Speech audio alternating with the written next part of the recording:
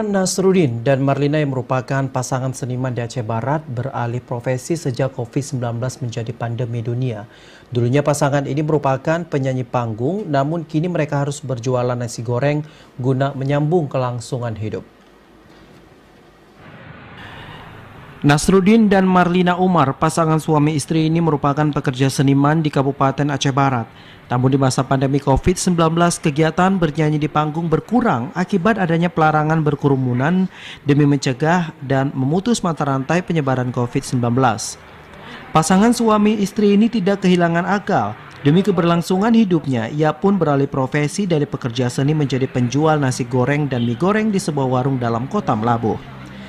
Nasruddin mengatakan dampak COVID-19 mempengaruhi pekerjaan mereka, tetapi dirinya mempunyai solusi untuk menyambung hidup dengan berjualan nasi goreng dan mie goreng. Meskipun pendapatannya tidak banyak, namun bisa memenuhi kebutuhan hidup sehari-hari. Kaitannya dengan pekerja seniman atau pekerja seni dengan COVID ini. Artinya gini, kan pemerintah punya peraturan, dilarang berkerumunan atau rame-rame untuk menghindari COVID tersebut. Jadi kami mengambil alih dan ibarat orang yang sekarang banting setir. Ketimbang kami lapar di rumah, kami sepakat dengan keluarga saya, ayo malah jualan. Ia berharap adanya kepedulian pemerintah untuk pekerja seni yang ada di daerah selama masa pandemi sehingga bisa menyambung hidup mereka.